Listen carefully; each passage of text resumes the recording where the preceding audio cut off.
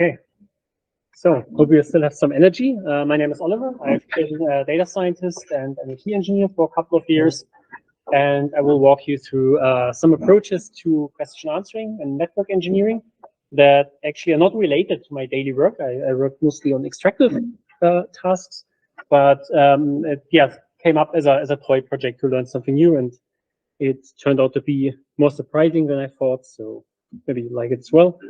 So we'll first tell you a bit more about the problem and the data, walk you through some solutions I looked at, have a short demo, and then guide you through the evaluation and which kind of solutions work well, which then did not work so well.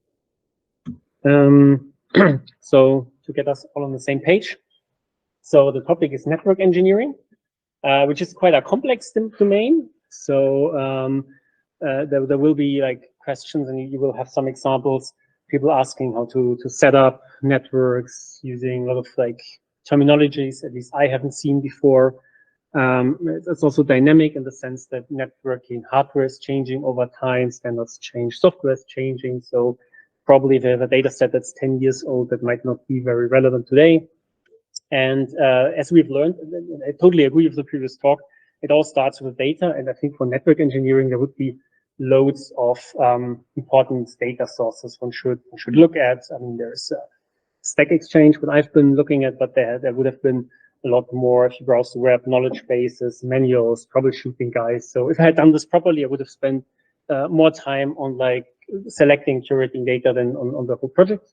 So I haven't, but we'll see. And generative question answering. So what you might have seen as well, and you might confuse it, is extractive QA, where you have these squad type of data sets where, I don't know this, there was a airplane crash in China. Where was the airplane crash? Well, the answer is China. So you have the answer already embodied in the context, and you just want to extract it. For generative question answering, that's not the case. Somebody will just ask a random question like, how do I set up my router in a specific environment and measure latency? And you don't have any context, right? You have to come up with a solution.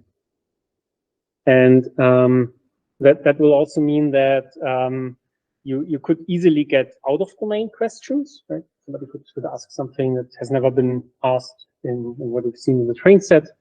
You need to frequently update any kind of solution for dynamic fields where network engineering is one, to have a timeless model.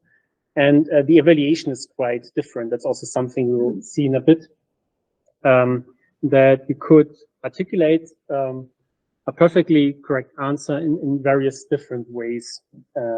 And if you have simple methods that really just look at specific tokens of a reference, that might not work very well. I mean, so some of you look at summarization, sometimes it does not work too well, but at least you can say, well, if there's a good overlap to the original text, it's good summary. Here, that might not be the case. Maybe you just need to mention the right tools and the right hardware, but formulate it completely differently. So the data set that I've used is from StackExchange. There were about 10,000 question-answer pairs. There's a one-to-one relation, only one answer per question. And it contains the title and the body of the question and also the body of the answer. There's also some metadata, view count question tag that I was not looking deeply into.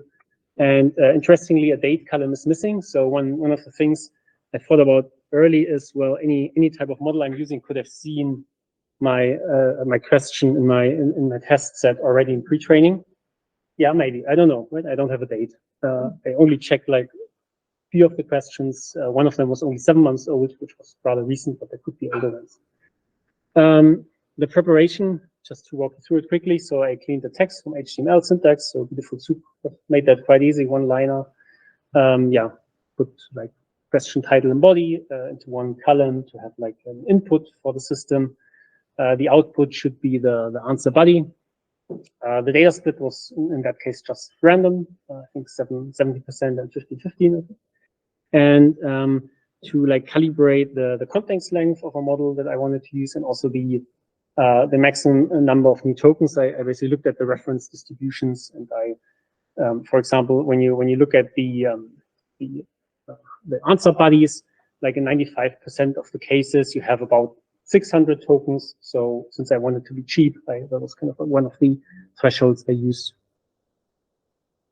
And yeah, here's an example. So that's the validation set. And one question here. So how do I tag traffic with a DSCP value on an ASA? I have a SIP server and so on. And maybe you know more about this. I actually have no clue what that means. So I couldn't answer any of the questions I looked into. I looked maybe into 10 questions in total, just as part of the analysis. I couldn't answer a single one, which is not a great starting point, right? So there's not much domain expertise in there.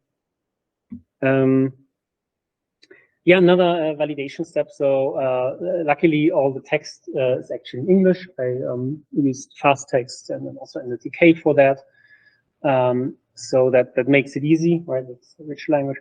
And check for exact duplicates, which there are not any. There's also no model, at least that I could find, that has been specifically fine-tuned on this data. So you can just take anything off the shelf. And well, one question you could always think is the topic actually network engineering and the data from StackExchange? So I checked the most common texts that were provided in the data, and it looks fairly okay. So there are things like Cisco routing, Ethernet, VPN, IPv6, firewall, and so on. So at least like it's mostly about network engineering. And that was actually the data part. Very short, too short actually, but I want to keep it short. So regarding the potential solutions, so there are two broader categories that we've seen before as well. So one could approach this with like a generative model or with a retrieval-based model. And well, in terms of, for example, answer quality, we know when the generative model, at least when you look at current LLMs, they're really good at generating well-written answers, and also like thanks to instruction tuning, they also provide an answer that's tailored per question quite well. If the model knows about it. If you go for something retrieval-based, the benefit is that you actually will always have an answer that's vetted in the sense that an actual user has written it, and maybe people have given feedback like thumbs up or something, and you know it's good, but it might not match the actual question. The best match could just not be a good match. In terms of domain expertise for the generative model, either we are lucky enough and the model learned that in pre-training, which is often the case for like public domains, and that is something pretty popular. It's discussed on the web. But if not, then you have to extend the model, fine-tune the model. That can be quite hard. So for example, if you wanted to build a QA model on, I don't know, how to build a nuclear bomb, for example, that will be something that there's maybe not much information on the web, right? So you would have to inject this information to the model. That will be the least of your problems if you work on that kind of stuff. And for the retrieval-based solution, you can control very well the kind of expertise of the system, because it's just retrieving from a database. So you can really like investigate the database, see what's in there, what's not in there. You can also quite easily extend it, right? It's just adding new records to a system, much easier than fine-tuning one of these huge models. Also, that makes it easy to keep a fresh system, like to have freshness in the sense that you can quickly update a database at a rather low cost. Whereas again, for a generative solution, it's expensive to update the model weights, and also like to continue training is tricky in the sense you might have catastrophic forgetting and so on. So it's quite a hard problem. And last but not least, as you know, a large generative model, an LLM, 70 billion parameters, inference cost is quite high. It's super low, and very often for retrieval-based systems if your data set is manageable. And yeah, you can all see where I'm going to, right? So generative has benefits, retrieval has benefits. So in theory, retrieval augmented generation combines the best of both worlds, and that's exactly where I was heading at. And my expectation was, yeah, that will nail it. That will be the solution. And I built the easiest retrieval augmented generation pipeline that one could possibly build. So if you have worked on this, you will probably laugh yourself dead right now. And so it probably took the coding probably takes as much time as making this fancy slide. But anyways, so the first step, and that can be done offline in the sense that you can do that before, like you don't have to do this while the system is running. You can pre-compute that. Is that I took the training data questions, so these about 7,000 questions, and I indexed them with an embedding model to get a matrix, and there's exactly one embedding per question in training data. I used a rather small model, BGE small, an English model without instructions, like very simple. And so when then the system is online being used, so a user types in a question, you also have to index that question with the exactly same model. So you also get an embedding, like a vector representation of the question. And yeah, a very simple retrieval step is then comparing this embedding with the embedding of all the questions in your training set. And you can combine cosine similarity very fast, and maybe you get, I don't know, 40% match first one and 20 next one and so on. So something between the 1 and 1. And you're interested in the most similar ones. And here I even simplified even more just to get started. And I just took the top one match, like really just the most similar question that I've seen before in the train set. And I took that question. I obviously also took the answer. There's exactly one answer. I have this pair of question and answer. And then I put this to a prompt template, which is a single-turn chat prompt, where there's a fixed system prompt that I defined a priori. And then I, say, okay, the user before asked this like similar question that I just retrieved. Then the assistant gave like the similar answer. Yeah, these pairs are from my training set. And then comes the user question, and hopefully then the model gives a good response. And to make sure kind of that the model is not the problem, I did a plain OpenAI API call with GPT 3.5, which should work well. Since if you add things to your prompt, the context length may blow up, right? Actually, even for that case, the regular model, the 4,000 tokens were too short, so I switched to 16,000 tokens context length, which was more than enough. Obviously, so if you wanted this better, if you like came to the conclusion this works well, you might have wanted to add like the top 2, top 3 match.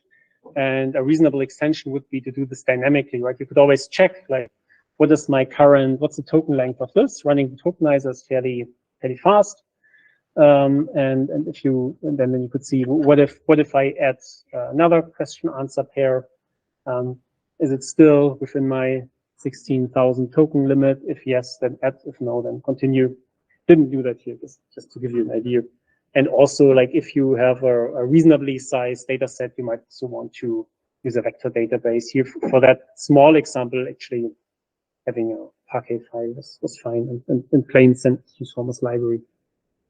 And now I think I want to switch. So I made a very simple demo because in the end, I find it quite unsatisfying to build something and then run an evaluation, get a number, and say, okay, the score is 0.7, whatever score I defined. I didn't talk about that so far. So yeah, I wanted to play around with it. And let's see if that works. So user question, how to measure TCP latency of your network, answer 2 questions. That's something I came up with. It's not in any of the data sets. Let's submit. And actually I forgot.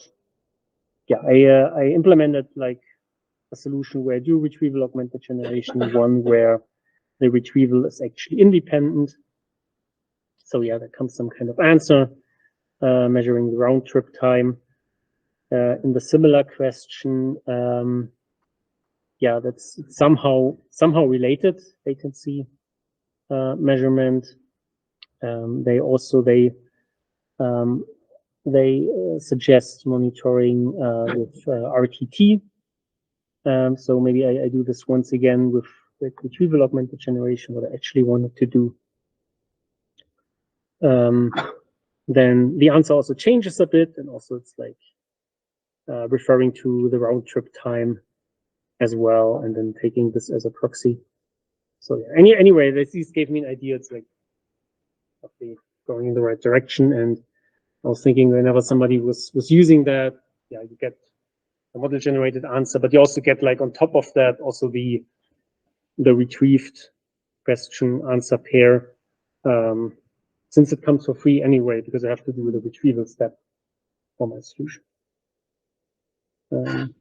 If you know something about network engineering and have a question, then yeah, you can just try that. Otherwise,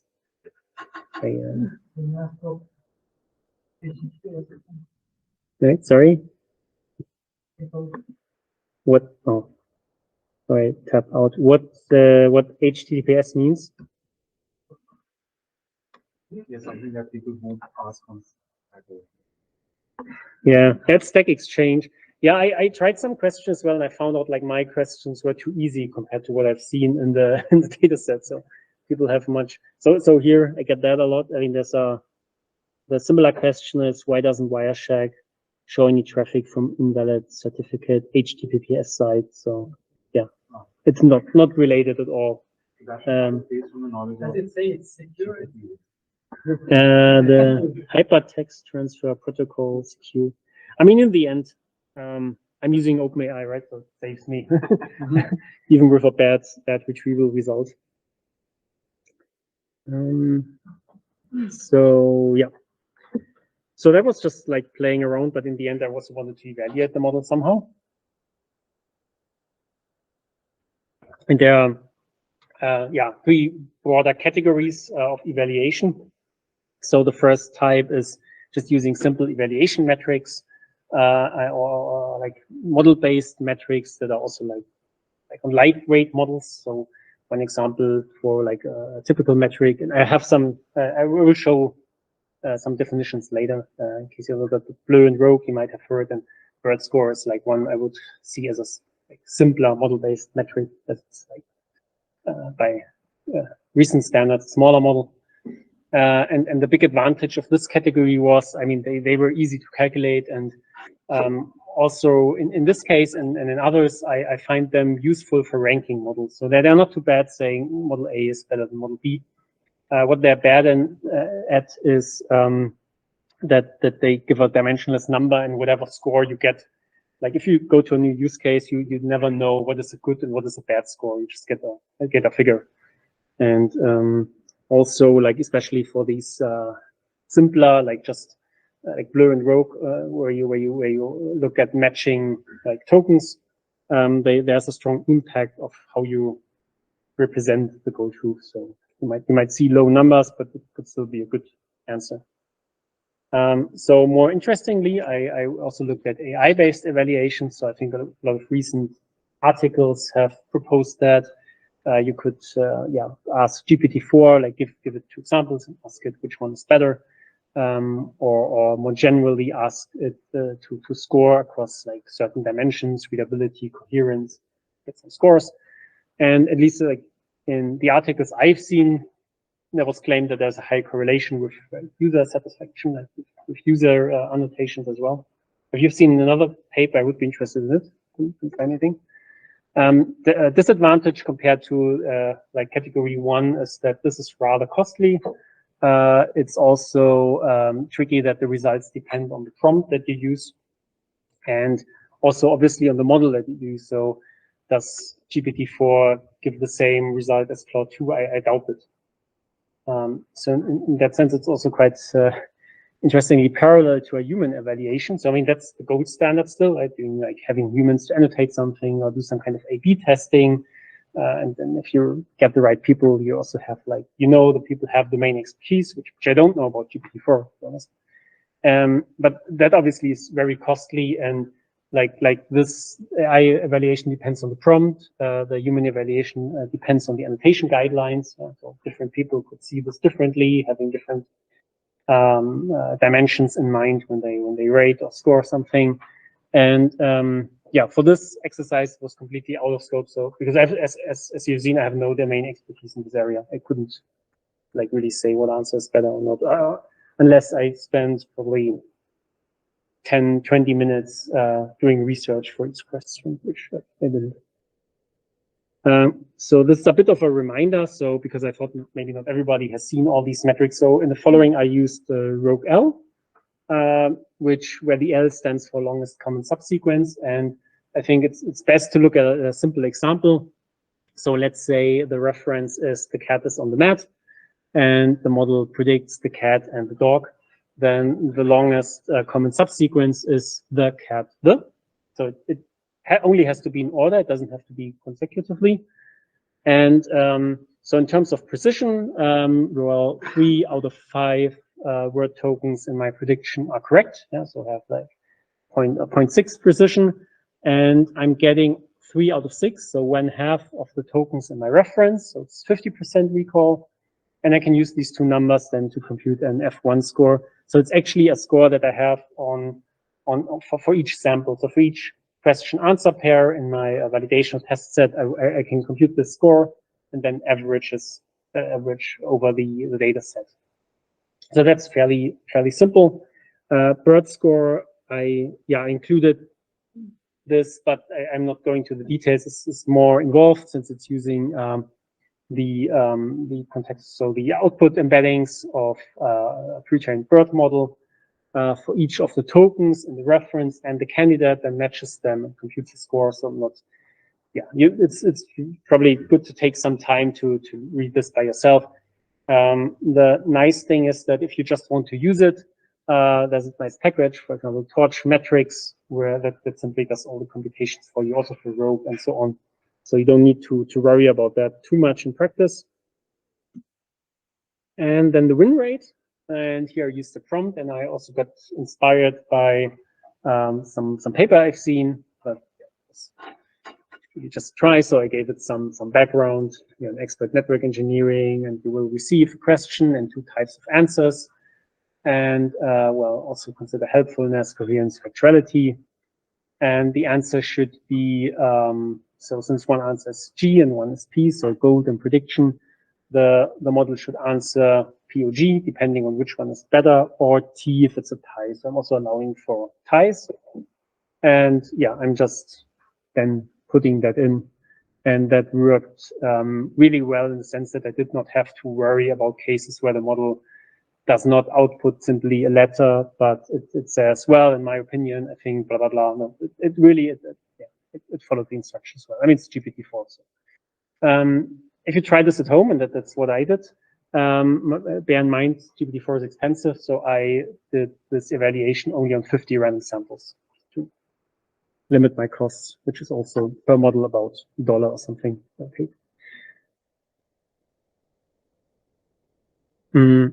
So here are the results that you're probably looking for. So I tried 3 approaches. So one is actually just base GPT 3.5, so not having any retrieval. The second one is the solution that I've shown on the slides, like GPT 3.5, with a longer context window and this retrieval step that simply looks for the most similar question in the train set. And then as a dummy model, since I'm still about to build up like a proper development setup at home, but I don't have that yet. So I use just a simple dummy model, the Bloom 560 million model, where I also thought it's actually interesting because it's not a fair comparison, but then I know how far away like an obviously not good solution will be. And the models are taken as they are, right? There's no fine tuning. And so when we look at this Rogue score, we see that, the GPT models are fairly similar, and the RAG solution is a little bit better. Bloom model is quite a bit worse, but the scores in general are rather low. So there's not like really a high word token overlap between like whatever the model's output and whatever is in the reference, which I would have taken, or I've seen as a bad sign initially, like maybe the models are not that good. Then on the contrary, the BERT score gives rather high numbers. So the GPT type solutions, they're again both very similar. In this case, the model without retrieval is slightly higher. And even the Bloom model has a fairly high score. So I wasn't really sure what to do with this. So I ran this GPT-4 win rate. And interestingly, so yeah, I'm comparing always the prediction of the model with the reference. And actually, GPT 3.5 is better than the reference without any retrieval. So I have a win rate of 76%. Unfortunately, my RAG solution is only at 70%. So it's kind of like doing slightly worse. Bloom is at 0%, which makes total sense. I even tried only 10 because I read through some of the answers. It's like without fine tuning, it doesn't work. Right? It's just, the model is not capable of that. So yeah, observation one. So the model GPT 3.5 is already better than my reference. So I mean, one I thought about at the very beginning was fine tuning a model, and I thought, no, actually, I started without fine tuning, and I might not need it. And now looking at this, I would even expect, at least according to the GPT-4 win rate, probably get a model that's worse, because I would fine tune on something that is worse than what the model already outputs, if I believe GPT-4. That's the big if. So yeah, that is surprising. Also, interestingly, so the reference in my validation set is also the answer I would get with perfect retrieval. So if and I mean not perfect in the sense that I get the best match on the train set, I actually get the right answer, right? I get the answer that somebody wrote on StackExchange. And yeah, even that would be worse. So even like the perfect retrieval model having access to all answers, yeah, wouldn't be better. It's just rephrasing, but it was so surprising. Also, yeah, the results between like GPT with and without RAG are slightly differently. And I used a very low temperature, so it's not randomness affecting the results. It's not like in the demo where at 0.7 I have like 0.01 or something. They're fairly similar. They're not exactly the same. So the BERT score is about 85%, and the answers look a bit differently. And also a third point, so the simple metrics, they work well in the sense that at least they can distinguish the GPT type solutions from the Bloom model. That works quite well. However, you get no clue how much worse the Bloom model is without fine tuning as always compared to the other solutions. And also they don't really correlate with the GPT-4 win rate. So I didn't see a way to do this without this AI-based evaluation. Okay, so good. Now I cannot. Okay, good. Yeah. So I could stop here. It's so interesting, but I was really wondering about that. Like how can it be that it makes it so much better than the reference? And does it have to do with GPT-4? And I looked into like the results a little bit, and there was one thing that was pretty striking. If I can, okay. And that is what is a lot different when I look at the reference, like the gold answer, and the result of GPT 3.5, even without RAG, as the distribution. I mean, I limit the number of new tokens to 600, so obviously there is this hard limit here, and whereas the reference can also be longer in certain cases. But on average, the reference answer is much shorter. So the mean, which is the orange line, is like below 200, like the number of words. Whereas GPT 3.5 produces like, yeah, 270 words. So the reference answer is shorter. And that's also, again, something I've seen on some articles, that GPT-4 is known to prefer longer answers. Probably because also humans, I think, typically prefer longer answers, and that somehow came out of the post-training reinforcement learning step. So to have the exact numbers, you can see like 275 average number of words per answer for 3.5, 178 in the reference, and the RAG solution is in the middle. So it looks like this adding the reference answer biased the model to give a shorter answer, which GPT-4 doesn't like. So slightly worse result. That I found quite surprising. All the other stats are fairly similar. So number of words per sentence, and yeah, the reference answer has more unique words like per answer, but it's also shorter. So I guess that's where it comes from. It's just a bit more to the point. In the end, interesting finding. There's no, well, there could be a confounder here. I'm not saying that that's for sure the reason. Yeah, that's just correlation and causal analysis, but at least that's something next time I would be mindful about when I have an AI-based evaluation, like model, like length of the answer, something we'll take care of. Yeah, best way to really understand that would be a human evaluation that I couldn't do here. So it's a bit left in the open. Yeah, that's more or less it. I mean, just one remark in case you don't work on public data, but you work on private data. You might say, well, I cannot use OpenAI.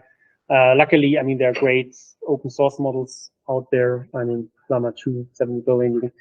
You can use, I think if you get the Hugging Face Pro, you can use the API quite to a large degree.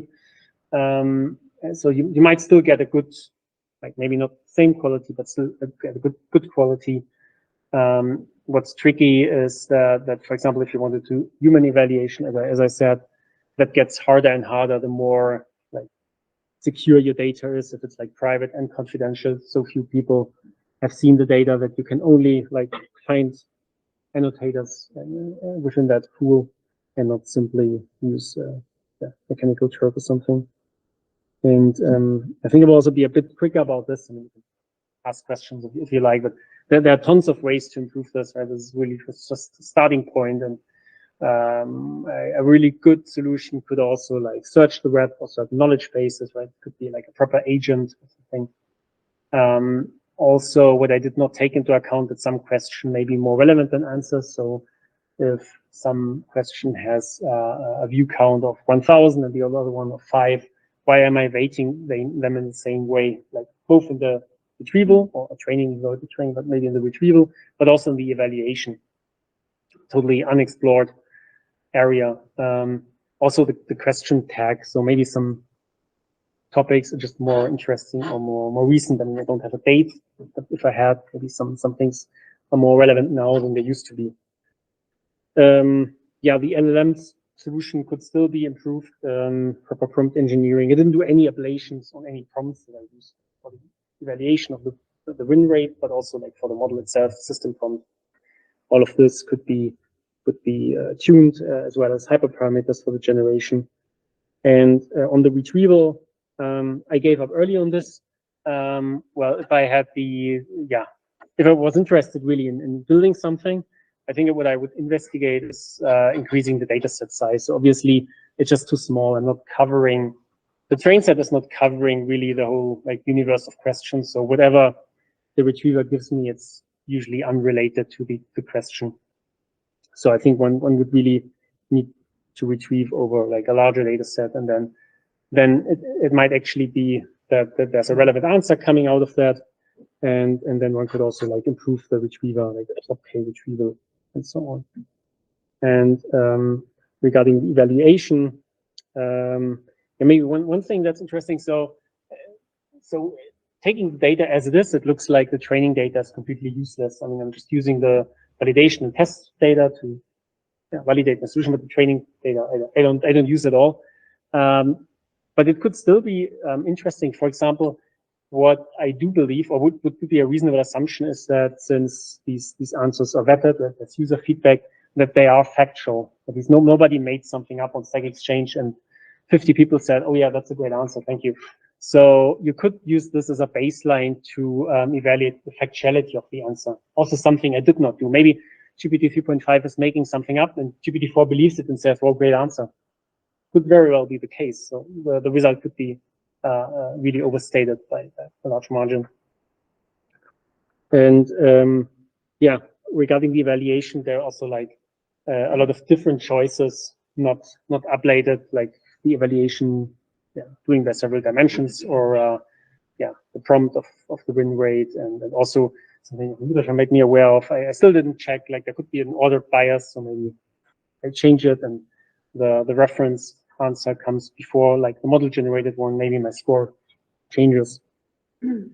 So yeah, a lot of things one could improve. So just sum it up and give you a chance also for questions. So on the problem of like building a QA model for network engineering, there was quite a strong out-of-the-box performance. So just a base large language model, not doing any training, any retrieval.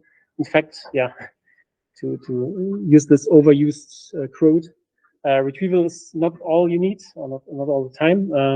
In this case, a simple retrieval step that I added to this QA pipeline to degrade the performance, probably because the retrieval data is too small to give a relevant answer. And yeah, whenever you evaluate and you don't have the option of a human evaluation, I think all avenues that you can take, they all have considerable drawbacks. That's not really something that's a real alternative by now, I think. And especially GPT-4 seems to be biased towards also the length of an answer. Okay, that was it. Thank you.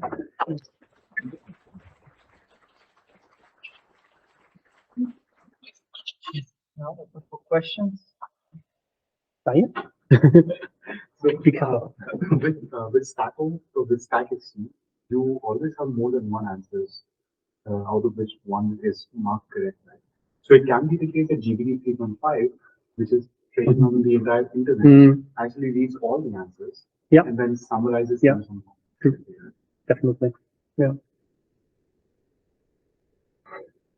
Something related as well. I mean, I saw that you have like top K rank answers, you can use them. But I mean, have you tried to cluster the answers that you have, then fold the cluster itself and give it as context for the model? So try to find the question and find the cluster and take the folding filter and feed it to the model. So it's like summarizing the knowledge of all the cluster. Yeah, good idea. So if I understand correctly, so I could have clustered my questions, and then if I match a cluster, I would not only take one or two answers, but I could take a summary of all the answers. Potentially, I mean, my first thought would be that the questions seem to be quite different. Like they don't seem to be too similar, so the answers might not be too similar, and might hard to get a good summary. Yeah, but it clusters, right? Yeah. True, yeah, but it's definitely something one could try. That's a good idea. This is one thing, and another thing, you might distribute the answers on a graph. You know, the graph can you can do multiple applause on the graph or rounds on the graph, and each node of the graph would have kind of knowledge of the nearest nodes. I don't know. I tried. You mean like k-nearest approach, but with a graph structure, underlying graph? No, actually, database. No, not actually. Like it's kind of in-memory graph. It's like a model, and this model goes into multiple rounds. This is an inference, not a training. So it's like in the inference phase, and you try to match your question with a similar node, and this node will have the knowledge of all the connected nodes. So also this can be used, the picture of this node can be used also as context for the model. Yeah, thanks for the ideas, and probably have more experience in the as well. But yeah, one thing also that I didn't mention also kind of, so also one thing like really to find out what's a good way to approach this further. What I have an end-to-end evaluation, right? I have these scores. I don't have an evaluation of the retriever only, and that's because like on the train set, I tested it and the code works because if you don't make any mistakes, if you stay within the train set, you have a question, well, you have the exact same question in the data set, so you get a constant similarity of 1. For a question that's not in the train set, I don't even know if there's something close, but I would have to I think annotate some of the data to find out if the retrieval like gives me something useful or not. We just before you said just that on this point, I think embedding already kind of clusters in the embedding space of data, so it's kind of but also when you deal with one picture, I mean, you just need the information of the other pictures. That's right. It's represented in one place, but also you need the knowledge of other places. You need to make an average kind of the cluster. I thought, You might the presentation might be on the corner of the cluster on the space. But if So you that's why you need ordering, because LLMs usually pay attention to the beginning when the answer is at the beginning, or at the end, because their attention is also diverging. So the best step you can do is to re-rank the answers to get the most plausible. But we can take it offline if you want. Just, exactly. But also we're not taking the answer and providing that solution. We are providing for the model because the model also trained on the answer. So we can continue discussion if you want, just to get others. But I would be happy to discuss. yeah, same here. And so regarding the GPT-4 evaluation, you asked the question whether the generated answer is better than the ground truth. Or you can instead ask which of the generated answers is closest to the reference. I think that retrieval would help for the test. Yeah, perfectly good idea. Yeah, like to compare the different answers and also to ask if the retrieval answer is helpful or not. Yeah, good idea. I think one of the things that is you didn't test for, and I think it would be quite important because especially since you took answers, questions, and answers from a very specific form. Like you didn't take it from Stackable before, you did it very, very specific network form. Like I think it biases with very complicated questions, and I think it would be interesting. And here, the other question, how do you do it? Maybe the task is just too hard for an out of the box model, or even without all the context you're adding. Because especially since you're adding only a slight bit of content, you're using GPT-16.8, which for most tasks is enough. But for a task which, for example, if somebody asks, I have this stack of technology, why is it great? I think there you need to know a context for every single bit of that stack for it to give you a good answer. And normal GPT with normal questions does have that in some sense because it's being trained on data that is similar to that. If you ask it boilerplate TensorFlow, how do I create a revenue 50, it's great. But then if you ask some obscure, the TensorFlow graph has some problem with the input between those two nodes, it doesn't know how to answer. I can tell you that from experience. But then the question is how can you in this scenario measure if the task is too complicated? Yeah, good point. I mean, the underlying assumption that I made is GPT-4 is able to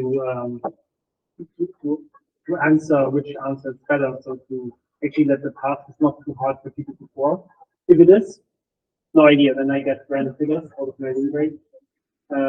Only in case GPT-4 is able to perform the task without retrieval, or to judge the task. Let's say this is also. I think that's it. We have seen how to chat with the data. Maybe let's chat with each other and then wrap up and then go. Yeah, thank you everyone. If you want to speak or anything, now.